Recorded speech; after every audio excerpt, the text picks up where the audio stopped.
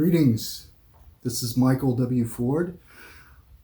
I want to take a few minutes and discuss something about my works, Luciferianism, and clear up perhaps some confusion or perhaps even misconception about the subtleties and the very core driving essence, if you will, of the Luciferian tradition. To understand fully, I've seen a few ask or make a comment that they understand my works have a lot of ceremonial ritual magic. It is a grimoire, but the foundation, if you will, of the works really goes far deeper than that. And I would not like to see people casually overlooking it for the importance and the key points of Luciferianism. What is this philosophy? You have to understand, in the 1990s, during my early initiation, the term Luciferian was basically a reference to a Satanist or some abstraction or fantasy from the 15th century or something else. As I initiated and by struggle, by mistakes, by going forward no matter what, developing all these points which kind of reached back into ancient religions and the ethos of those pre-Christian religions: strength, conquering your obstacles, seeking a good life, also having a spiritual side to balance out with the pragmatic or rational side. All of these things really started to evolve, and through my work with the grimoires and the writings of Charles Pace, who defined modern Luciferian in the terms that I would carry it on with. There's something that sets it uniquely apart of other left-hand path conceptualizations or schools of thought. That doesn't mean it's special. It doesn't mean it's unique or new. Nothing anybody really does now is new. It's always invigorated with some new form of artistic expression or point of view or type of manifestation of ideas, evolved or degraded. But there's a philosophy which is parallel and in harmony with many other left-hand path traditions. What I found as a Luciferian who practiced and still is a practicing ceremonial magician, that there are different levels to practicing magic, and they're not all in a ceremonial setting. It all begins with one of the strongest things in my works from the year 2007 or 8 on.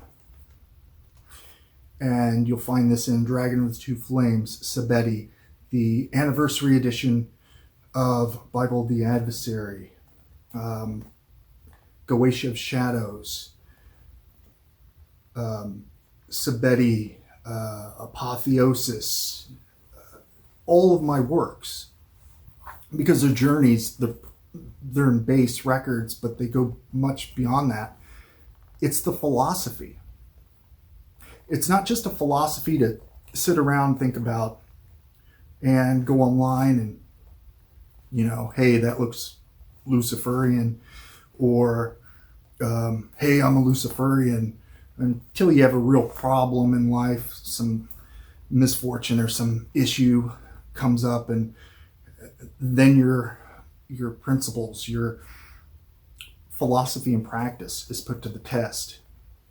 And nobody sees that. That's when you start to define who you are. Not under the category of Luciferian, but as an individual. I'm talking about the left-hand path Luciferian as the one who shapes, changes, and conquers their course in life, barring accidents or so forth. One thing about Apotheosis, and it's not a major ceremonial grimoire, all of my works have kind of three parts to them.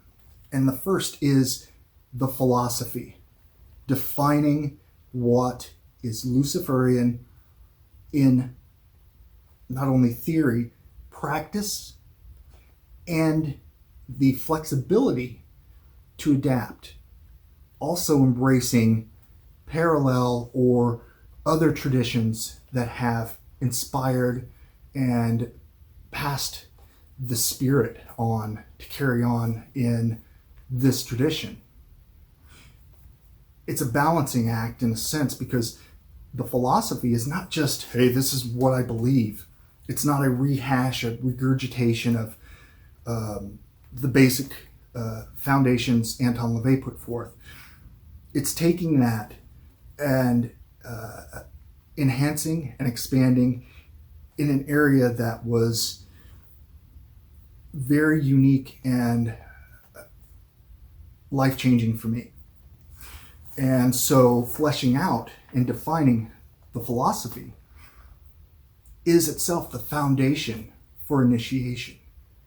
It begins with applying each of these points, the 11 points of power, adapting them to the way you think, the way you act, how you interact, who you interact with, and how that affects life.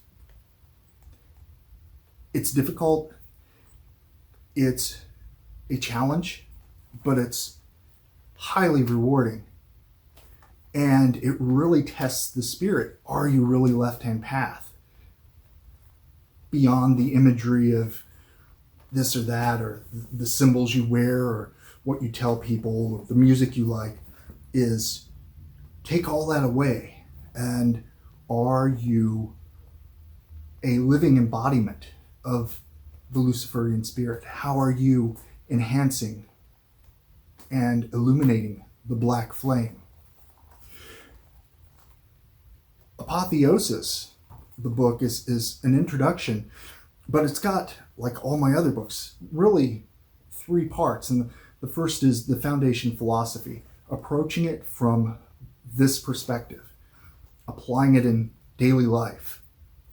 And then the historical aspect of different pantheons, different traditions that were reinvigorating in the grimoires, honoring those spirits or those archetypes, deities, deific mask, whether you believe, whether you're polytheistic or atheistic or theistic, it doesn't matter. That foundation is there to explore and to use your imagination and recognize how the traits of all of those deific masks, the demons, the deities, spirits, the symbols, archetypes, that all of those possess and embody specific types of energy and traits and character points to model oneself on. So a Luciferian would reject the concept or symbol of Jesus because the philosophy is totally alien to Luciferian. Never turn your cheek if someone does something wrong to you. you have to decide. You have a choice. Either you defend yourself, you make things right, or you find a more middle of the road, strategic way of overcoming that obstacle. All within legal confines, so you're not put in prison, so you can live in the within our social contract, but still understanding that you're thought, that you have the conscious individuality to break out of the norms, the stereotypes, and the training, the kind of bumbling through life that most people do. You are aware. So that's a continually shaping and sharpening tool.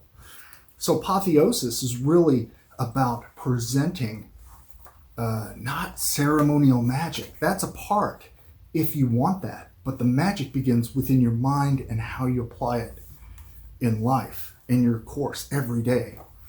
The triad of the morning star, apotheosis, which is liberation, illumination. It's a cycle that you begin and you put momentum into and energy to then unveil those magical events in your life, both in a spiritual sense and in terms of evolution, seeking your perception of, or what you perceive as to be self-excellence, the hidden God, the inner potential that you visualize. It is a spiritual practice. It's not negative or destructive, but embracing the darkness, the demonic, to then embrace that to fuel the kind of divine messenger or deity that you have within your consciousness, within your psyche, to evolve that and that awareness. And understand you're never going to have all the answers. You take concepts, and if they agree with you, if they suit you, you apply them in the principles that I've utilized and present. Will, desire, belief, all of these practices to really strengthen the mind and go forward. So Luciferianism is not just whatever you kind of think it is. It's about a philosophy, and the 11 points of power kind of put all that together in a public sense for initiates, black adepts to take, apply, adapt uniquely, but still having that core of what motivates you and what changes and what energy is passed between you, the dynamic between the philosophy, you applying it. It's this continual buildup of energy, or potentially an ebb or a time of stasis at some points in life. But that is what each grimoire, each book presents. There's a lot of ciphers and a lot of veils within these. And something that I put my blood, my spirit, my soul into, along with the patron spirits and kind of deific mask that I've long been dedicated to in a mutual beneficial honoring structure. So thank you for watching, and I look forward to seeing individuals applying Luciferianism in a practical way, not just arguing, but applying it in life when it's difficult, and conquering and opening that gateway for the black flame and the Luciferian spirit. Good evening.